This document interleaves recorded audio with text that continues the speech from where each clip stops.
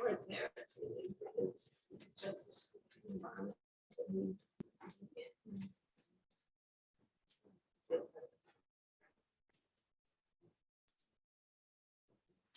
I'm seeing more and more like people, friends, hey, there's nothing I'm different to.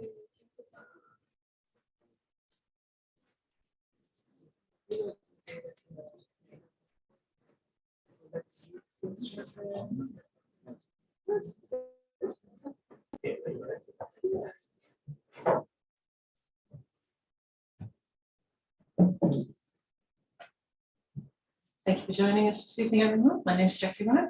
We're here to celebrate the Brisbane launch of Elise Bohan's book, Future Superhuman, for which she's in conversation with Carody Culver. Before we commence, I'd like to acknowledge the traditional owners of this land and the lands from which people are zooming in on tonight, and pay my respects to elders past, present, and emerging. Just a little housekeeping before we begin. If you could switch your phones to silent. You're welcome to keep them on though, and if you wish to tweet about the event tonight, we're at Avid Reader 4101.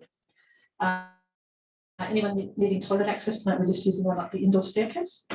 Most of you look like you found the bar. It will open again briefly after the event if you'd like to grab another drink. There'll also be a Q&A at the end of the conversation component of this session. And for that, we ask the chair to repeat any audience questions for the benefit of the Zoom audience at home before they're answered. There'll also be a signing after the event. Copies of the book will be available for purchase at the counter. For those of you at home on Zoom, you're also welcome to ask questions during the Q&A using the chat box. You'll be able to find the chat box because we're about to paste a link in it that you can use to purchase your own copy of the book online. If you want to call into the shop and let us know that you'd like a signed copy, we can also ask the author to sign it before the conclusion of the event. Now, for the person of the hour, Elise Bohan is a senior research scholar at the University of Oxford's Future Humanity Institute, which is FHI. She holds a PhD in evolutionary macrohistory, big history, and wrote the world's first book-length history of transhumanism as a doctoral student. At FHI, she's part of a cohort of scholars who are dedicated to understanding and tackling humanity's most pressing problems. Tonight, she's in conversation with Carody Culver, who's the editor of Griffith Review. She's also been contributing editor for Peppermint magazine, has written for Kill Your Darlings, The Toast, Books and Publishing, Archer, and more. Her chapbook, The Morgue, I Think, The Deader It Gets, was published by Carody in 2022, and she's been a featured Australian poet on Best American Poetry blog. Please make them both very welcome. Thanks so much, Jackie. Welcome, everybody. Thanks so much for coming tonight, for coming out on this very wet Brisbane evening, and thank you to those who are zooming in. It's my absolute pleasure to be in conversation with Elise Bohan about her incredible book, Future Superhuman. Elise, I love this book for so many reasons. I think the best nonfiction challenges your thinking rather than reinforcing your existing assumptions, and that's exactly what Future Superhuman does. There were multiple times during my reading of this book where I found myself completely rethinking some of my long-held opinions or kind of half-formed opinions about issues like aging or sex robots. And what I particularly appreciated was how you balance what I think is a kind of optimism about what's possible for humanity with a very clear-eyed understanding of our failures as humans, or as you might call us, meat sacks with 8 brains. We have selfish desires, we have ingrained biases, we have pretty hopeless short-termism, but at the same time, as you say, we also have access to the solutions that we need to secure a better future or to secure our survival. And you put the central argument of the book is this: in a changing world, we're the ones who need to change. And I think that's a great way of thinking about what lies ahead. So I thought we would begin tonight's discussion by establishing a little bit of context. This book is about the future of our minds and bodies, but it's also about the present. And those two concepts of present and future are often very tricky for us to conceptualize or to hold in our brains at the same time. Kevin Kelly, who's the founding editor of Wired and one of the people that you quote a few times in Future Superhuman, he wrote recently that, quote, most futurists are really predicting the present. It turns out that the present is very hard to see. So my first question is a two-parter. Why do we struggle to understand what's going on around us right now? And how does that affect our ability to conceptualize what lies ahead? Okay, well, one of the central theses in this book is that humans are very myopic as a species. We've evolved that way to survive on the African savanna 200,000 years ago or several million years ago, and our brains haven't had an upgrade for a really, really long time. So I think it's a really apt quote from Kevin Kelly, the idea that in any attempt to imagine where we should be, what policies we should enact, where we want to go as a species, we are always going to have our ingrained biological and cultural biases infusing how we respond to things. But that said, I think it's really important. We have so many tools of modern science now, particularly in the domains of evolutionary biology and evolutionary psychology, to have a more robust understanding of which bits of our evolved psychology trip us up. What pitfalls do we often fall into when it comes to thinking about what's in our best interests? And one of the big trade-offs there for our species is that conflict between I, me, mine, short-termism. How do I get my genes into the next generation? How do I get access to more resources so that I have status and wealth and a better chance of surviving? That gets traded off a lot of the time against where we want our children and grandchildren and future generations to be, how we want our planet to be, what kind of institutions that we want to set up. So while we do have that myopia, I think it's still always worth trying to look ahead to what is possible in light of maybe the short-term conflicts that we don't really want to force ourselves to look at because they're uncomfortable and they make us sort of think, oh, okay, if I really looked at this complex challenge like climate change or AI safety or whatever it might be, well, that's not really in my interest right now. I really want to go back to thinking about my mortgage and my promotion and just how I'm going to survive this lockdown or whatever it might be. So I think we need more thinking around where we can go as a species, even when it's not convenient, with the full acknowledgement that anyone doing what I do for a living, anyone prognosticating, attempting to talk about policy is going to make mistakes, unfortunately. And that's why we do need lots of us out there thinking really carefully and keeping each other in check. Thanks, Elise. Your book makes three main arguments. The first is that we are living in a transhuman era. The second is that we need to stay on the transhuman train to survive. And the third, for me the most important one, is that it's not going to be easy.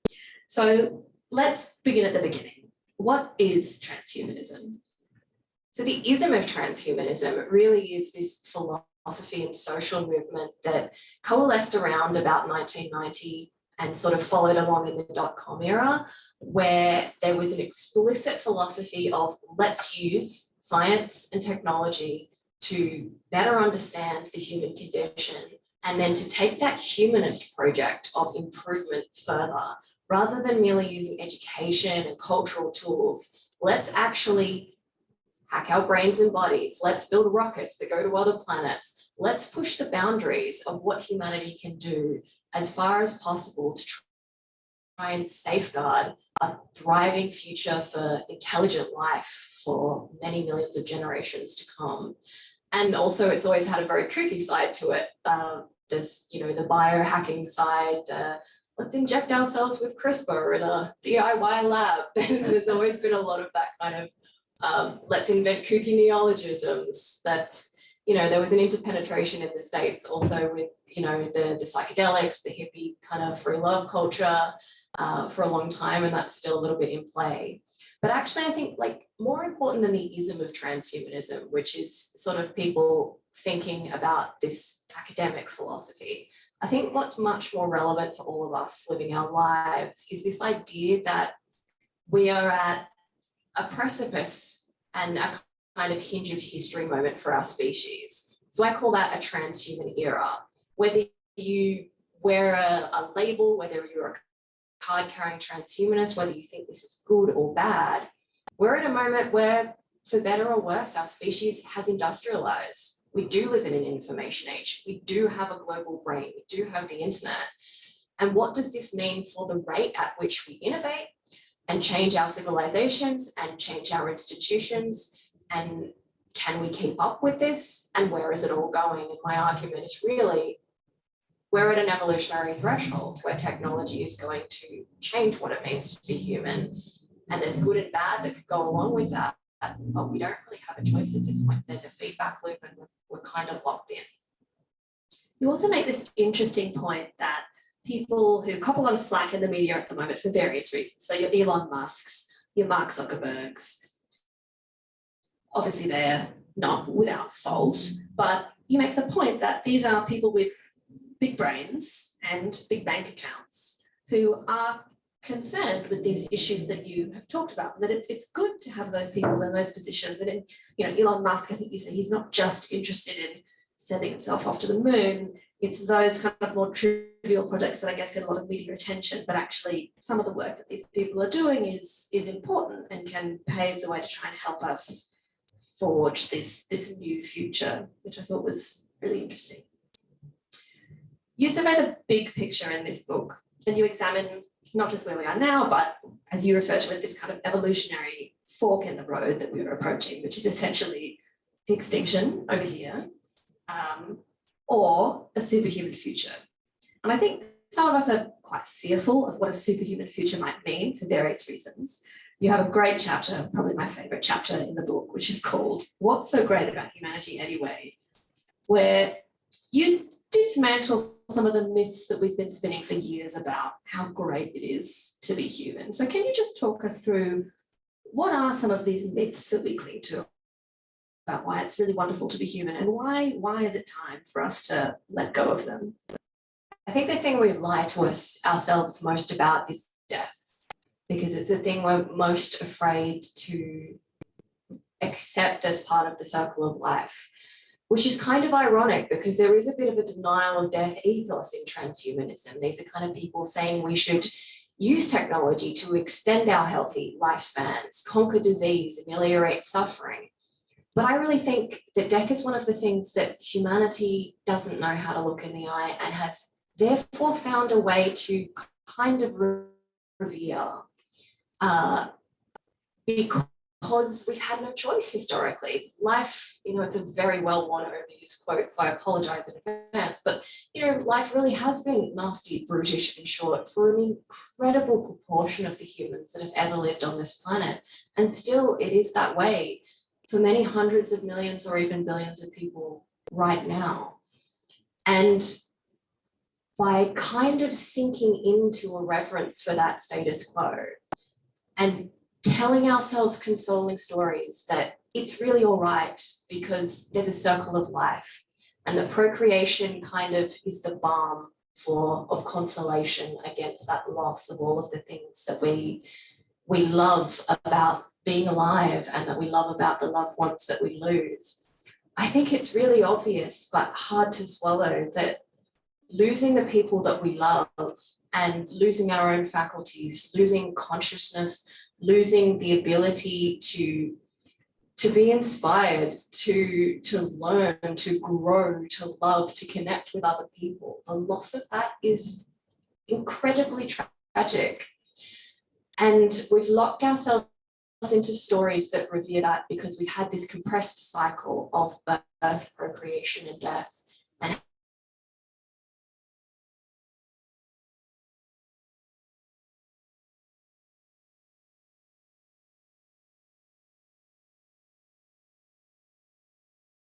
that life cycle still exists. But we're seeing innovations already in the 30 years that I've been alive. The global life expectancy, average global life expectancy is more than doubled. And the idea that we could push that back further and live longer, healthier lives so that people are not in the kind of states that they are at 80 or 90 now, but in fact still have a good quality of life. We're not quite ready to make the emotional leap there, because if it doesn't come true, I don't think we can stand it. But I think it is really important to look ahead and to be funding the initiatives that could make those things possible, that could alleviate incredible suffering in our world and could give us longer with the people we love and engaged in the pursuits that we all find so meaningful and so wonderful about being human. I want to come back to some of those ideas about birth and death a little bit later. But what you've just said is sort of a nice segue into my next question. So you mentioned that as humans, we lie to ourselves. I think that's one of our exceptional skills. And I think a good example that you talk about quite a bit in your book relates to genetics. So you've got a chapter that deals with genomic sequencing and this idea of rigging the genetic lottery, as it were. And I think many of us feel a bit weird about those ideas. And you even have a quote from Gattaca in the book. I think a lot of people feel like, if we start going down that road, then we are going to end up living in this terrifying genetic determinist society. Why do we need to reevaluate our attitudes towards this idea of genomic sequencing and this rigging of the genetic lottery? The first reason is because it's coming whether you like it or not. Even if every Western country in the world regulates the heck out of these technologies, which they won't, it will be done elsewhere. And we're no longer in a paradigm where it is only the Western powers that have the technology and the acumen to do this. It will be done in China, it will be done in India, it will be done in Russia, it will be done. And that will have spillover effects to the rest of the world. And I think what we really want is actually for the countries with the most robust bioethical norms to be at the vanguard of this. But that doesn't really address the yuck factor. That doesn't make anybody feel comfortable with it. And I don't want to take the yuck factor entirely off the table because the bioethical questions aren't solved. This is terrifying, confronting, confusing stuff. And any tweak you make in a system that is as complex as the human body involves trade-offs. It is not as simple as we just solve all of our problems, everybody lives a really long time, and it's great. But the idea of, if we just start with single gene disorders, editing out the genes that code for things like Huntington's disease, which is just knock out one and done. Why would we not do that? It's totally on the spectrum of we want to cure cancer, we want to cure heart disease, we want to make sure that people don't suffer needlessly. And this is what we've been doing throughout human history, and in particular the 19th and 20th centuries, advances in hygiene, advances in medicine, antibiotics, anesthetics. It's just the next step in what we've come to celebrate as a norm in our society. And then I sort of talk about in the introduction to the book, like I wouldn't be here today if cesarean sections didn't exist. I had an umbilical cord wrapped around my neck twice and would have been so oxygen deprived that I didn't make it into existence. And the things that become normative, whether it's cesarean sections or whether now increasingly it's in vitro fertilization, I mean, people of my generation, I know lots of people that are either contemplating it or doing it or freezing their eggs. This is stuff that was widely feared to be repugnant as little as 20 years ago. We had the huge stem cell ethics debates in the early 2000s. This is the next round that we're going to have to be uncomfortable about and be engaged in, because there really are there are potential downsides as well. But we should be shooting for maximizing the best opportunities to alleviate suffering in our species so that we can be the happiest, healthiest, most thriving species that we can be. You make some really interesting points about diversity in that chapter as well. And, you know, if we're able to select for certain traits, say, how are we still going to manage to have a diverse population? Yeah, in the book, I really wanted to address that fear that comes up, you know, hands shoot up in every lecture or talk you do that goes anywhere near eugenics or designer babies. And there's always a question of, well, but what if we just have all blonde-haired and blue-eyed children? Wouldn't that just all be repugnant and we'd be conformist clones? And I wanted to almost take that question lightly in the book, because I think we're doing ourselves a disservice as a society by seizing up every time that question comes and being afraid and doing all of our mea culpas and all of our, I promise I'm not evil, I promise I don't like Hitler. I think we're past that. I think we need to learn to get past that, because the evidence is so clear that what humans are choosing to do in a globalized civilization when they have maximum freedom to decide what they want to do. We have never seen, you know, in a civilization like Australia, we have incredibly high rates of interracial marriage and intercultural marriage. We have more and more mixed race children across the world. People are not segregating. With globalization, they are coming together. And we are moving towards more of a global culture, more of a global civilization, in which we take the best from everywhere, we learn, and we become more enlightened. And I think, yeah, marriage trends are a really, really great indicator of that. The idea that people will just also, particularly with new technologies, they expand our choices. So the idea that we go back to a really limited framework of what an ideal is kind of silly to me, because the more choice you give people, it's like, oh, okay, maybe you could, this is a silly example, and I don't think it's realistic, but maybe you could have purple eyes, right? Maybe you could have different traits and different combinations of things. People will be so excited to explore the realm of possibility rather than being kind of ossified into this monolithic kind of mode, I think. Do you think also the fact that people are starting to release ideas about it, kind of essentialist concept of gender, is also a sign that we naturally want to move towards a space where we can expand our options and have greater possibilities than those that we've had in the past? Yeah, I think culturally that's something that we're certainly seeing. And I think the new discussions around gender fluidity and I suppose divisions of labour, gender roles in relationships and households.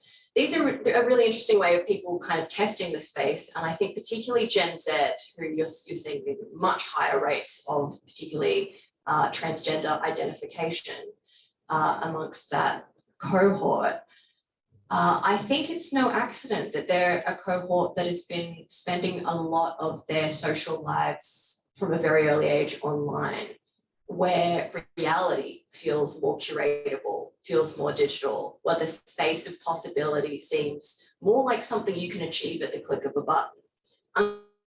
I think culturally, actually, that's gone a little bit too far, because biologically, we don't have the tools to actually match that ambition yet.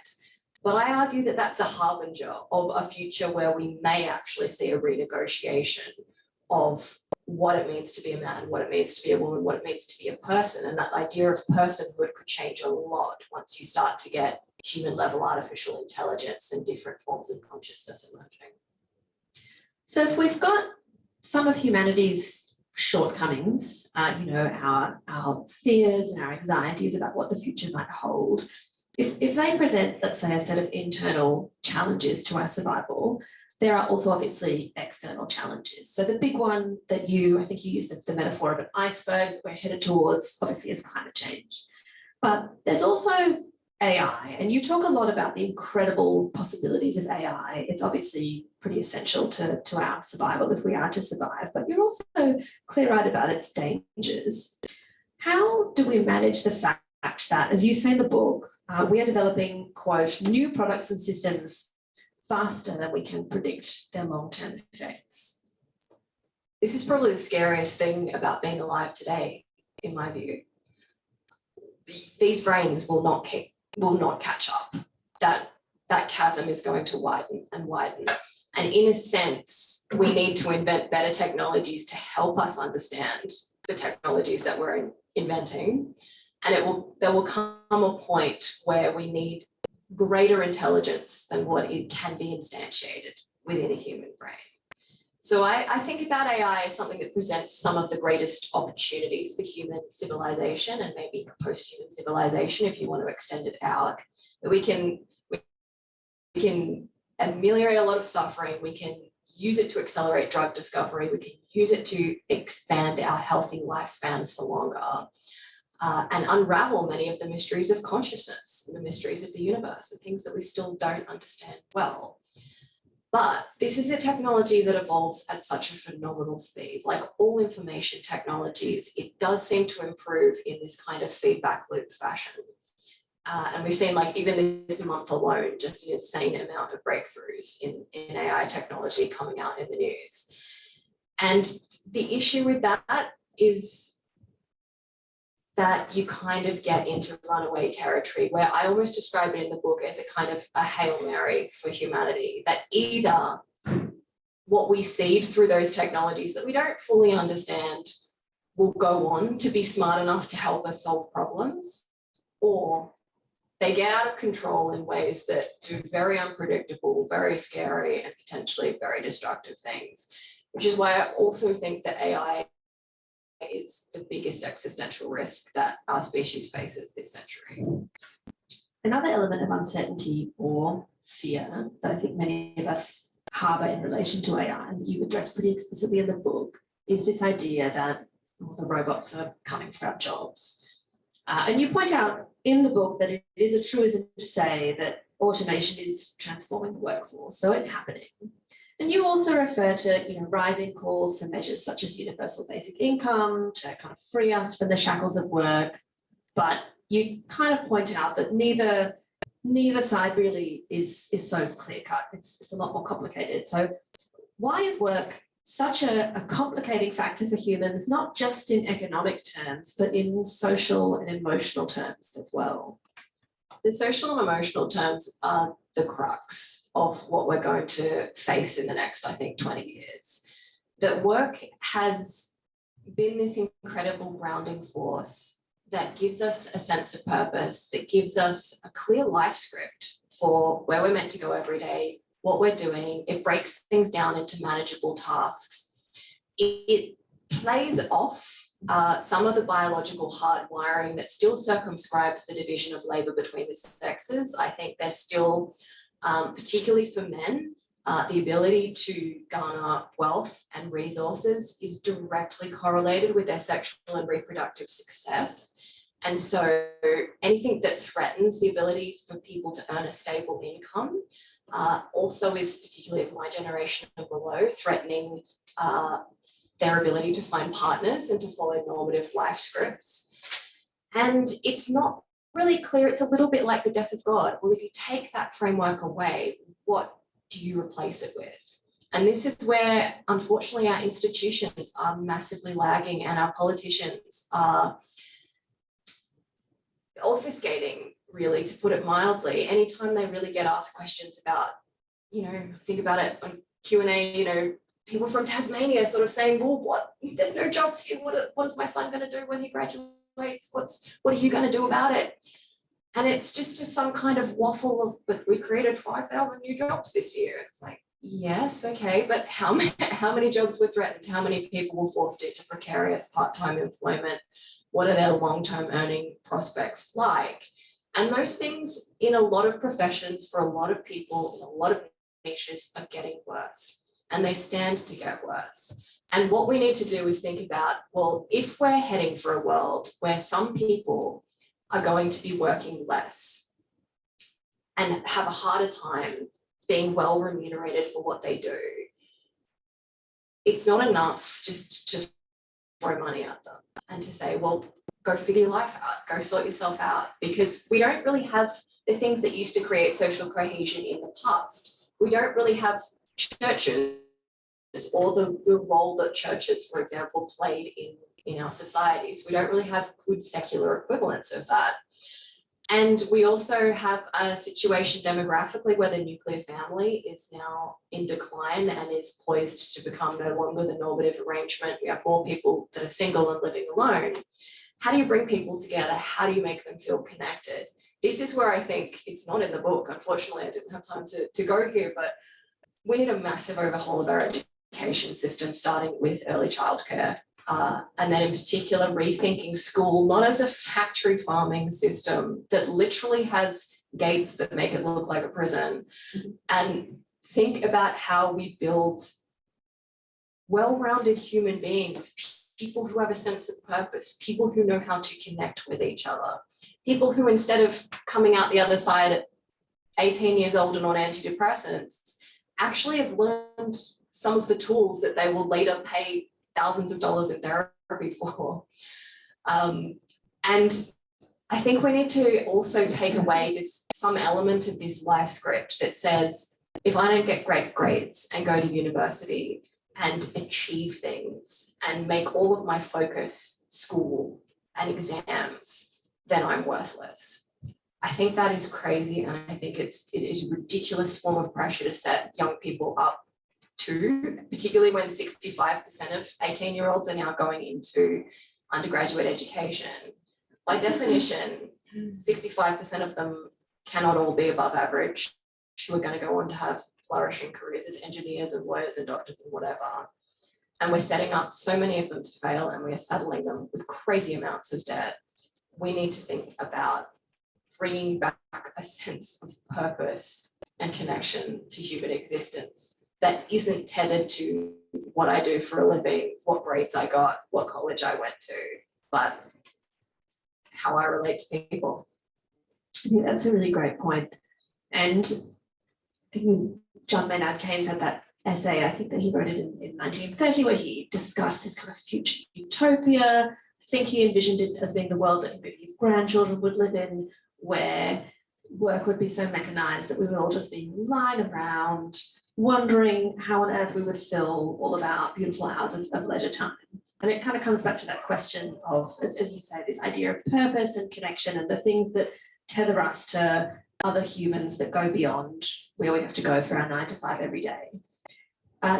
Do you think that we can get to that place, to this idea of future utopia, where we can actually enjoy leisure time without this anchor of work as the thing that many of us put our sense of purpose into? I worry about utopian destinations as the goal, but I think we can push towards it more. And I think the time to start doing it was yesterday, but that doesn't mean we can't start today. There are obvious overhauls that we can make in education policy, and just to make life more connected for the people who are in existence now.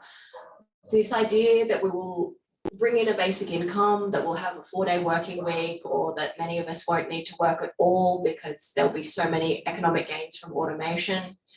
That part, by the way, is true. There will be incredible economic gains from automation, and that will make civilizations richer. It will mean that we all get better medical care, etc. But it doesn't solve the problem of purpose, and it doesn't solve the problem of too much leisure. I think, one of the things that we're most worried about today in this sort of 24-hour news cycle, fear-mongering mode, is that we have too much choice, that a lot of technologies feel like they're making our lives worse or less connected. And I worry about going too far in that direction. But I do think that there is a lot to be worried about for putting human beings in a situation where here's money, but no script. No one's going to tell you what to do. Everybody around you is just doing whatever.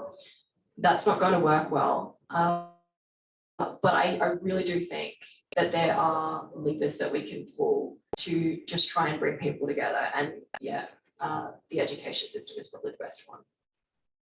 So I've been listening recently to a couple of podcasts with writers like Cal Newport and Helen Peterson, who both of them have written books about email very recently. And email is obviously making us very unhappy. I'm sure that everybody here tonight can attest to the fact that email is just something that has become, 20 years ago, you used to get excited when you opened your inbox and saw that you had new emails, and today it's like, oh gosh, emails. And of course, there are numerous other studies that consistently show that other technologies that we've come to rely on too much, obviously smartphones, social media, they're making us depressed, and they're very particularly making young people depressed. And obviously they're not going anywhere. So how can we effectively manage our relationships with these technologies, particularly as we're navigating the next few years of uncertainty and trying to figure out how we're going to survive as a species? Oh man, I mean, if I had the answer to that, I'd be very rich. The brutal and hard thing to hear here is I don't think we are going to manage it very well for the current generation of teenagers and young people. I refer to them in many ways as the collateral damage of history. They are the sad faces, oh gosh. Not every individual, just on average, that the outcomes are going to be worse, and they already show signs of being quite a bit worse. And I think we don't know how to react to a situation we haven't lived through before. And it's almost paralyzing, given how rapid the onset was, how pervasive the scope is. If you have a child that is just totally siloized in these digital worlds, how do you pull them out of them when everybody they know is in those worlds too, and they risk social ostracization when they're not included. I really think at a policy level, politicians don't know how to solve for this, technologists don't know how to solve for this. We hear lots of very exciting things about Web 3.0, whatever that is. Nobody seems to have figured out what that is. So there's a lot of promise. And I think technology can, in a generic fashion, get us somewhere else at some point over the next few decades. There will be more powerful tools. They will operate in a much more sophisticated fashion than Facebook or Instagram or Snapchat or whatever it is. We can't really envisage what that's going to look like. But in the meantime, I don't think we're going to pull ourselves out of probably a deeper rut that's going to pervade for the next decade or so. There are a few sort of thorny issues to do with this realm of human relationships that you talk about in the book. And this next question is really just an excuse for me to quote this great line where you say, "We're very uncomfortable talking about this in Western societies, but men increasingly are a problem." Now, you're talking about this specifically in the context of work, but again, it is also about that idea of work connecting us to deeper meanings and offering us sort of social and emotional satisfaction. Can you explain why are men a problem and how is this starting to reshape our life scripts? It's not how it sounds. I promise you, it's not a man-hating rant. It's definitely not. No. As I alluded to before, it is the ways that the ability to earn money and garner social status are particularly tied to male reproductive success. And what we've seen in the early waves of mass automation have been that the professions that have been hit hardest have often been blue-collar, male-dominated professions, particularly manufacturing. So I think it was 5 million manufacturing jobs disappeared in the US before COVID, and many of those never came back. And a lot of the people who were made redundant dropped out of the labour force entirely. So you have spikes in antisocial behaviour when that happens. You have more issues with drinking, mental health, gambling addiction, broken families. And that has a knock-on effect for social cohesion. It's a terrible thing that there is an imbalance because, you know, it's terrible if men or women are suffering. But at a societal level, when lots of women are suffering, they don't tend to fly planes into buildings. They don't tend to take guns into schools and shoot people. And they don't cause the same level of societal fracturing. And so this is something that I think a lot of women are suffering as a result of this, by the way. They're the ones that are disproportionately becoming single mothers, raising children who don't have reliable fathers, having more economic stress, having mental health issues as a result of not being able to find stable partners. There's a lot going on that we should all be concerned about.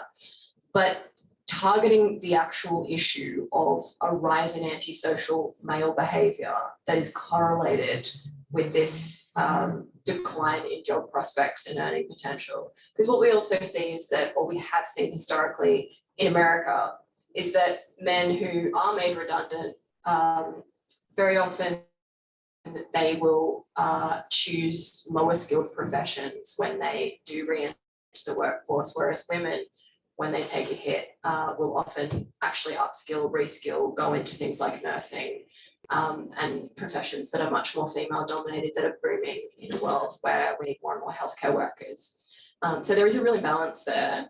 And again, it's something that at a societal level, we're kind of just throwing it in the too hard basket and going, oh, this is uncomfortable. We don't really know what to do about this. And I think we need to pay it a lot of very careful attention.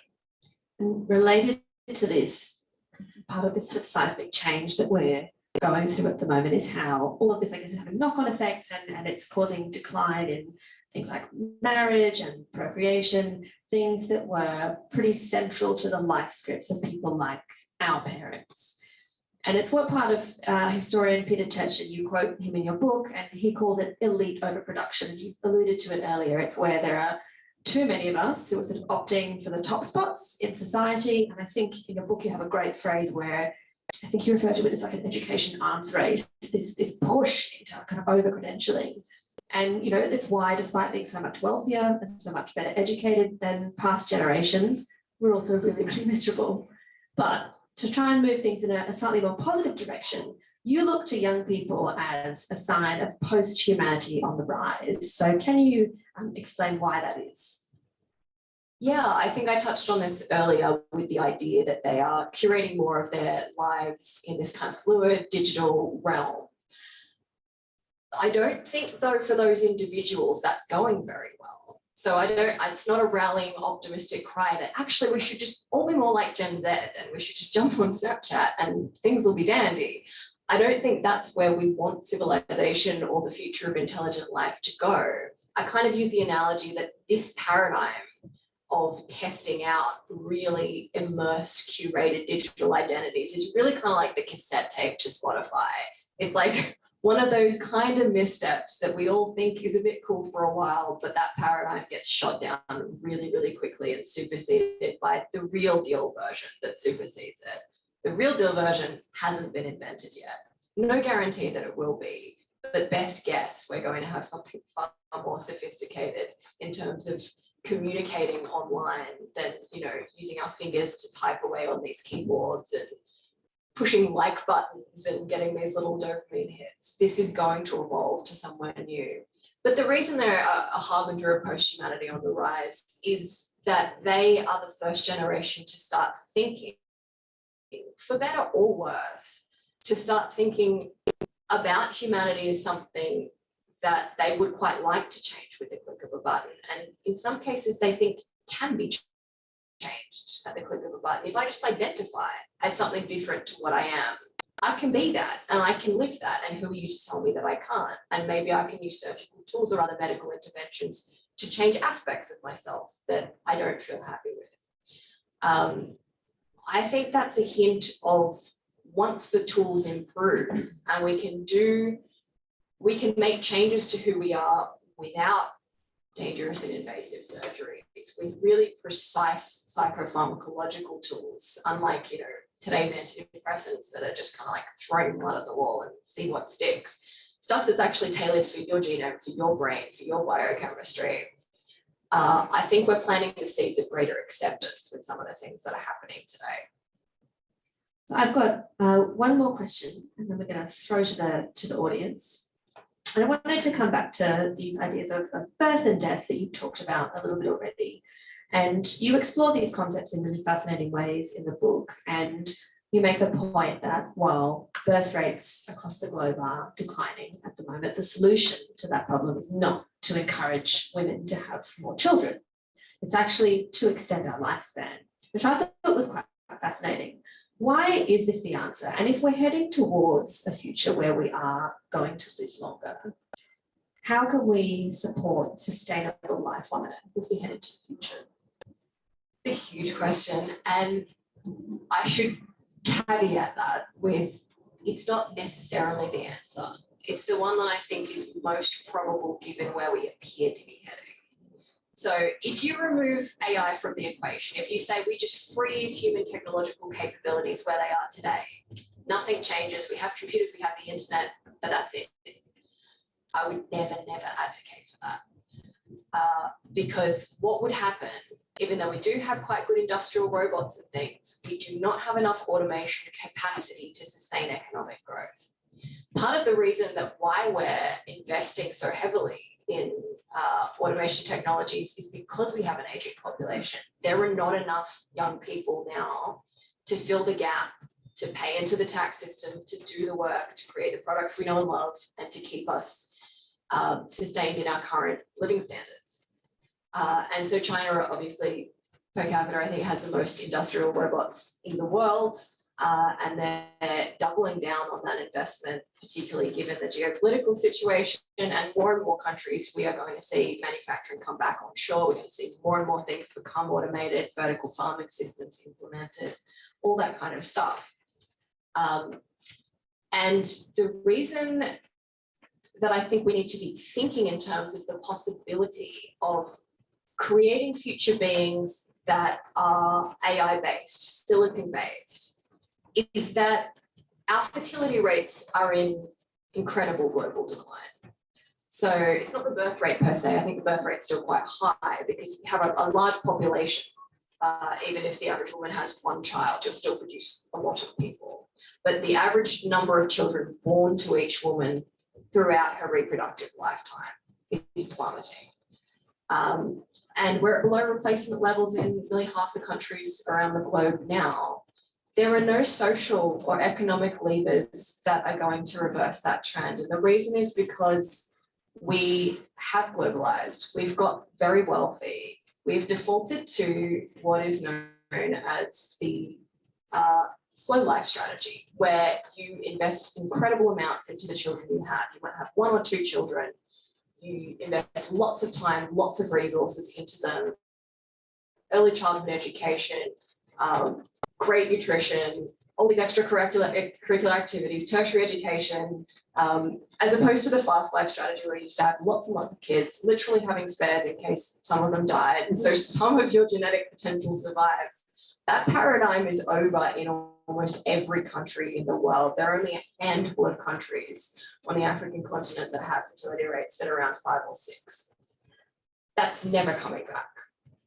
And so we have the issue of, well, where does the labor force come from? We've built all this incredible complexity, all of these civilizations that require incredible amounts of labor, incredible amounts of cognitive power. Where are the brains coming from? Where is the brawn coming from? It's not going to be sustainable with humans. And I think particularly with Gen Z and subsequent generations being so immersed in digital identities, becoming so individualistic, convincing them to have kids. I think, many of them will have kids, but we're having them later in life, which by definition limits the amount of children that a woman can bear. And many of them, like at higher rates, my generation and then subsequently Gen Z, express a desire to have fewer kids. More and more of them say they don't want to have kids at all. The only way out of that situation without things regressing for our civilization is to double down on technology, which is a really, really uncomfortable thought because it makes everything sound like there's going to be this huge workflow. But I think that technology is coming anyway. And the trick is to utilize it as best as possible to actually try and direct it towards the best possible forms of medical research, manufacturing, all the rest of that kind of stuff. Yes. And I think now it's time to hand over to our wonderful audience. If you have a question, then just speak it and I'll repeat it for the benefit of our people who are Zooming. Any questions? Chrissy? Well, in your introduction, you mentioned the word sex robots and then you didn't follow up on it. I feel like that's such a tease and that we need to kind of get your there's been such a furor about it and often it's about sex robots replacing real people, but that's just assuming that sex robots look like real people, which I think is a bit of a narrow-minded way of looking at that. Can you follow up on your thoughts about this? Chrissy, I put the sex robots in there just for you, and I knew that you would do me a solid and ask a question about it. So for those Zooming, the question is about sex robots and preconceptions, incorrect preconceptions that we might have around what sex robots look like and what they will do. So Elise, can you have some really interesting observations and thoughts about sex robots in the book. Can you talk a little bit about that? Yeah, sure. So are we all going to have a silicon doll in the cupboard? No, I don't think so. Are more people than ever going to have a silicon doll in the cupboard that is increasingly animated, that increasingly has a personality, that can hold a conversation, that can make you feel like you have a relationship with it? Yes, that trend exists. And obviously it is currently a small minority of mostly men. But I think there's going to be a growing need. And part of that is this kind of gender wars dynamic that we're seeing, this gap opening up in communication between men and women, particularly of peak reproductive age. What seems to be happening for a growing subset of men is that the costs of investing in women are becoming too high to secure sexual access and partnership. And more men are deciding not worth it. And once you get a simulacrum it's not as good, but it's good enough, more and more men will vote that way. And that's going to have profound social implications because it skews the sex ratios in the dating pool. And that also creates a situation where the men who remain in the human dating market are in shorter supply. So there's more competition. So they have more bargaining power and more control. And then, of course, we know that sex robots for women, they don't have to be humanoid, but a lot of them are. And we know that women are not particularly beguiled by the idea of having sex with an inert hunk of silicon.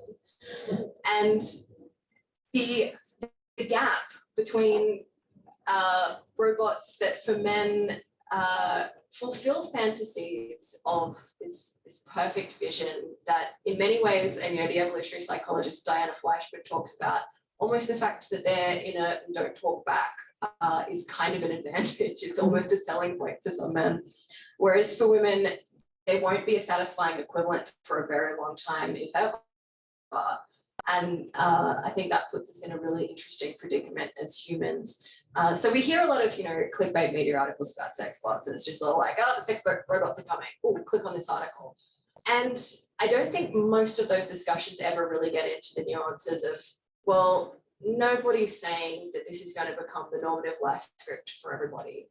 I really think what it is going to be a transitional phase for a generation where we just get increasing user adoption. And part of that is also intensified by virtual reality porn, which is already incredibly realistic, incredibly immersive.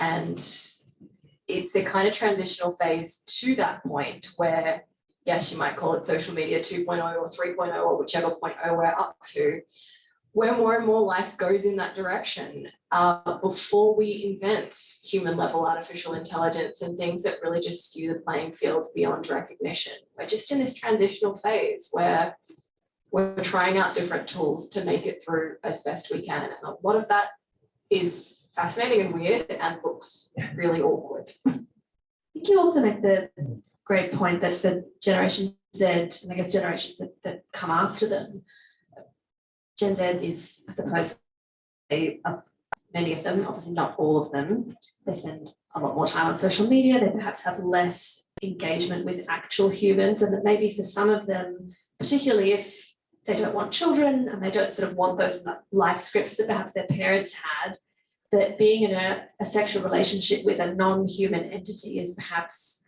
a much more appealing prospect for them as well. Yeah, I think for a growing subset of young people and the children who will become the teenagers of tomorrow, that is going to be the case, particularly males, that with growing rates of social anxiety and depression as well, the confronting aspects of going out into the real world and dating, and a lot of the courtship rituals that used to exist, and even just the rites of passage into adulthood, like driving. The rates of young people, teenagers actually learning to drive and getting their license are plummeting in lots of Western developed countries. And so you don't have a lot of things that used to feed into those rituals, that you would have the freedom of a car, you could go on dates, you go to the drive-ins, you go to the movies, all those kinds of things. With the growing rates of social anxiety and the fear of interacting live, and having also phone calls, Gen Z incredibly notoriously averse to talking on the phone as opposed to texting. It creates a lot of barriers of intimacy that take a lot longer to unravel and begin to sort of understand how human intimacy in that most confronting of domains works. And I think there will just be a subset of young men for whom they never cross that bridge. Any other questions? Yes. Thank you. It's a very impressive talk. You're very sanguine and I know you say you're not an optimist, but you kind of take it as a given that change is inevitable. You might know Frank Herbert's concept of the Butlerian jihad, where society rejects technology, and in China now you have the government saying you're limited to 2 hours gaming per day, and they sanctioned the researcher that conducted the CRISPR experiments on the twin babies. They've also shut down the crypto industry there. I guess my question is, how likely do you think it is that society kind of calls a bit of a halt to technological progress. And I say this as a technologist. From the top down, somebody just says, well, we're going too fast and enough is enough. How likely do you think that? So the question for those on Zoom is, how likely is it that society might sort of call a halt to technological progress? Depends which scale of history you're talking about. So will there be pushback? Will there be China-style crackdowns on technology? Absolutely. And I think we're going to see more of them over the next 1 to 2 decades. There'll be sort of tipping points that feel threatening enough to, particularly our livelihoods in the domain of work, that lead a lot of people to get very, very angry. And then potentially lead to overcorrecting forms of regulation that may have some draconian elements to it. I actually really fear this being part of the bumpy transition phase, that we're going to see a lot more of that going on, and China looks like it's tripling down for the time being. I think it's very clear that China will fail in what they're doing, but they might be able to stick to it for an uncomfortably long time. In the arc of history, there is no suppressing this technology, and we find that time and time again, the freest societies will prevail economically, they will prevail culturally over countries that weld their citizens into their homes and have endless lockdowns and all of the rest of it. It is stultifying culturally, it suppresses collective learning and collective intelligence, and it absolutely won't work. But my fear is that we will see pockets of that all around the world, sort of those tendencies creeping in. And I think they will fail, but they probably will fail with a lot of people living through some rough times. Any other questions? Can I challenge you to whether you're looking at symptoms or causes? You may elaborate on that, symptoms or core issues or core root causes. So I elaborate that on saying that humanism, to me, started 600, 700 BCE, okay, and has progressed despite being hijacked by churches and countries and whatever. It's never given up. And we have the legacy of humanism today in what we call science.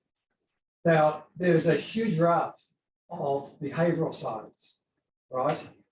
I have a psychological background, education. There's a huge raft that goes into the millions of studies that explain an immense amount about the human condition, right? A lot of it is provisional. I'm not saying it's, it's there, it's the answer, it's the sort of work, right? But there's this huge body of knowledge that no one, it's goddamn it, is looking at it as the bombs rain down in Ukraine, right? There is the studies there that tell us why this is happening, why we have these vile little people, the number of them, leading the world's largest powers, why we have thousands of nuclear missiles that would alienate us all. So to summarize, sorry, it's a long question, to summarize, if humanism has been about causes, right, which I would argue it has been, right, is transhumanism going to look at causes, or is it only going to look at symptoms? Sorry for the long question. No, it was fascinating. First up, I agree with you that we know so much about our evolved psychology that should prohibit a lot of our policy prescriptions that just don't seem to factor in human nature. I think a lot of policymakers think, oh, wouldn't it be nice if we did this, without actually sort of saying, would this work in real life given people? So yeah, I'm very sympathetic to your frustrations there. Humanism about causes. I mean, that's a big claim. There is humanism and humanism and humanism, as I'm sure you would say. I don't feel like humanism ever really got to the root cause, because it, in a sense, pedestalized humanity. It was about bringing out the better angels of our nature that are in us, and all we have to do is unlock the door through learning and education and science and scientific meliorism. And it's all within us to get there. And I think where transhumanism is different is maybe it's not all within us to get as far as we could go, and maybe we actually need to make tweaks to a brain that's got architecture that's in some senses millions of years old. The actual question, I suppose, is transhumanism about symptoms or causes? I mean, I err on the side of it's about causes. It identifies that the root cause of so many of our problems is human myopia and evolved human design, and that we can only really tackle problems on a global scale with brains that are wired to be less tribal and short-termist and Putin-esque, if you will. Have we got time for one more question, or are we out of time? It could be asked at the signing table as you present the book. Nice. Elise Bohan, thank you so much for a fascinating conversation. Please put your hands together. And if you haven't bought a copy of the book already, I would urge you to do so. Thanks for coming, everyone.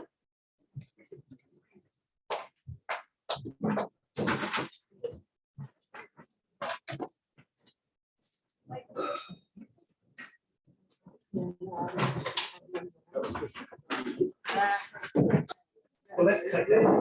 What do you do about it? What are you going to do about it? I don't want to see it. I always